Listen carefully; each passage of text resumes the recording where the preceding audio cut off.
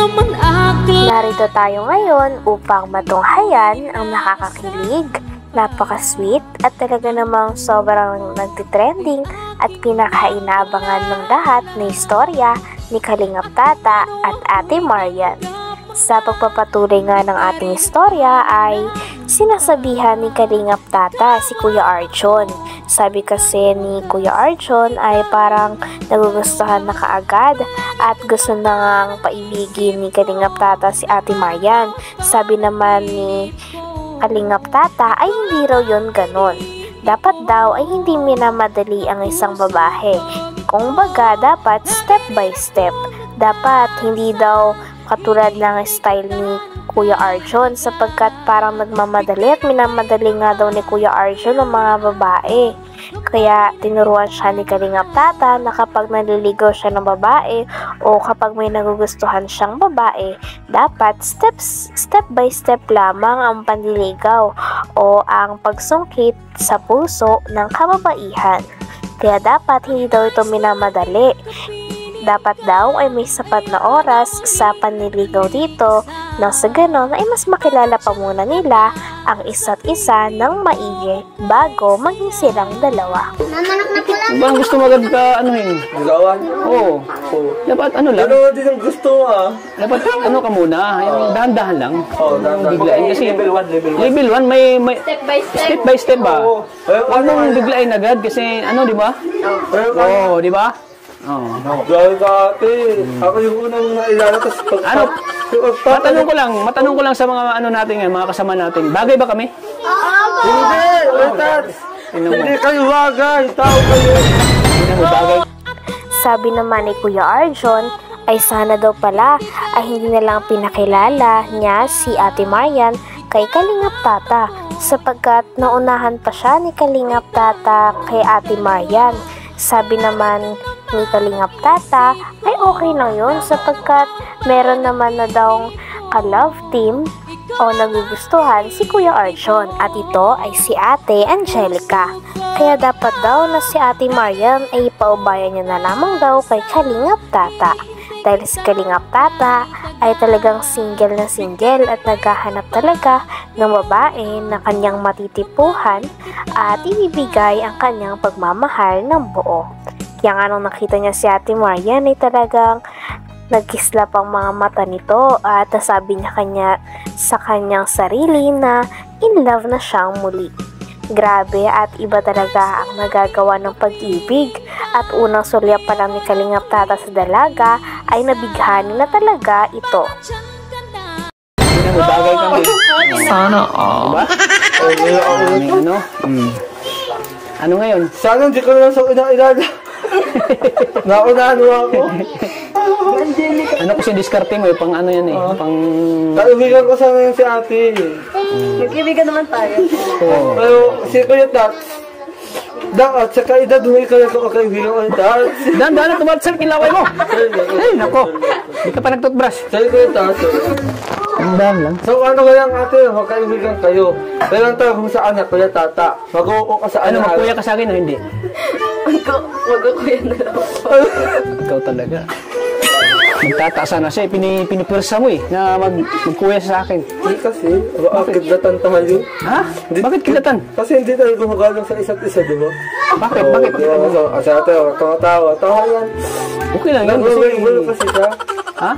Para mas makilala pa ni Kalingap Tata si Ate Marian ay tinatanong pa nito kung ano ang kanyang ginagawa sa buhay. Sabi naman ni Ate Marian dahil siya ay isang college student ay lagi daw siyang busy sa mga schoolworks.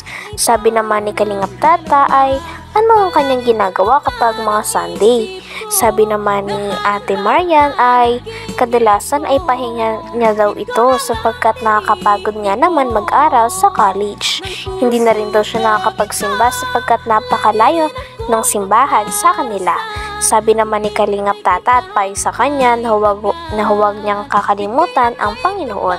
Sabi naman ni Ate Marian ay hindi niya naman daw ito kinakalimutan at patuloy na nagdarasal araw-araw. Nagba-Bible ka? Hindi na po dito. Ano palang relihiyon? Anong relihiyon mo? Katolik po. Pwede pala tayo magsimba every Sunday. Okay lang ba sa'yo? Magsimba tayo. Ano? Hindi na po ako nakakapagsimba. Lalo na po ang daming school works ngayon. Anong ginagawa mo pag Sunday pa?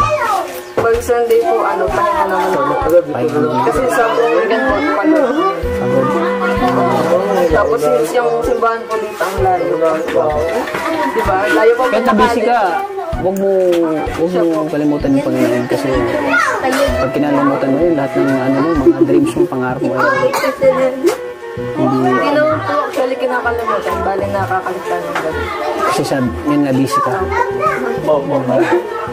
Diyan ate, diyan. Dapat oo. Mga kausap-usapay po. Grabe, yung pag nagtitigil kami sa mata, parang kinikilig. Grabe, at nasabi nga ni Kalingap Tata na talagang kinikilig pa rin daw siya sapagkat sa tuwing nagkakatitigan daw silang dalawa ni Ate Marian ay talagang kinikilig siya dahil napakaganda ng dalaga at may spark nga daw talaga siyang nadarama sa kanilang dalawa. Kaya porsigido na nga si Kalingap Tata na maka-love team si Ate Marian. Kinikilig.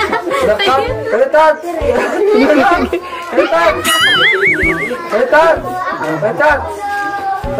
Ano? Ingay mo. Isang sabi na lang. Ano? Oo, kung nakaatitigan kayo, para kayong mag-ama. Ha? Oo, para kayong mag-ama. Lagi mo ako nilalaglag. Ito yung kaibigan ko na hindi suportado sa akin, bro. Hindi, suportado ako sa kanya, pero dapat, pwede ka ng kaedad mo. Gusto mo lang kasing angkinin si Marian. Gusto mo lang kunin. Kaya Angelica na. Oo, dapat suporta ka na lang. Dapat suporta ka na sa akin Pero kasi ate, alam mo Marian, single ako, wala akong asawa. sige lang ka. Single ako, wala akong asawa. At naghanap ako ng forever ko. 20 ataas ka. 20? Hanap ka ng 20? Ano? Hanap ka ng 20? Kontrabida talaga to. Wala talaga to. Ikaw pa naman yung number 1. Naglabas na nga ng sama ng loob si Kalingap Tata. Sabi niya kay Kuya Arjun ay dapat daw sinusuportahan siya ni Kuya Arjun pagdating sa love life.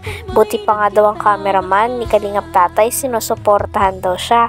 Kaya naman natawa din si Ate Marian dahil lang cute mag-away ni Kalingap Tata at ni Kuya Arjun. Pagkatapos ito ay patuloy pa rin ang pagkikentuhan ni Ate Marian at ni Kalingap Tata. 20?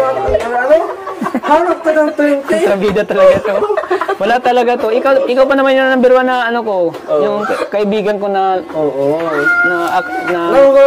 na masasabi kong isa sa susuporta sa akin sa abot sa love life ko, sa pangarap ko, ikaw. Hindi. Kaso wala, bro. Buti pa yung cameraman ko. Suportado ako. Wait lang.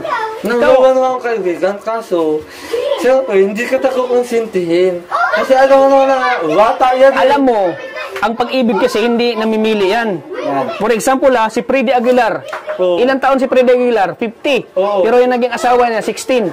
Oh, diyan mo, ang pag-ibig kasi hindi nasusukat yan sa edad. Importante kung nagmamahalan. Tama ba? Yes po. Wow. Tingnan mo. Ang pag-ibig hindi porkit matanda na yung Tanong. Ngayon, Para makasigurado na rin, itinanong na nga ni Kalingap Tata si Ate Marian na kung sakali na magkakilala sila at magkamabutihan sila ng dalaga ay may chance daw ba si Kalingap Tata. Sabi naman ni Ate Marian ay sa future pa daw yun, kaya naman hindi niya muna masasagot ngayon. pwede na lang tanong ano sa kanya natin.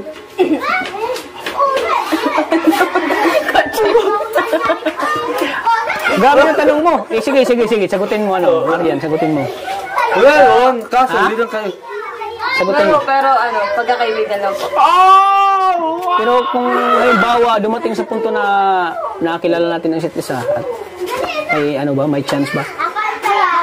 Di ko po alam kasi in future naman po yun. So, di ko po alam magiging future. Oh, siyempre, kakilala pa lang natin Malay mo, hindi natin alam ang ikot ng mundo, di ba?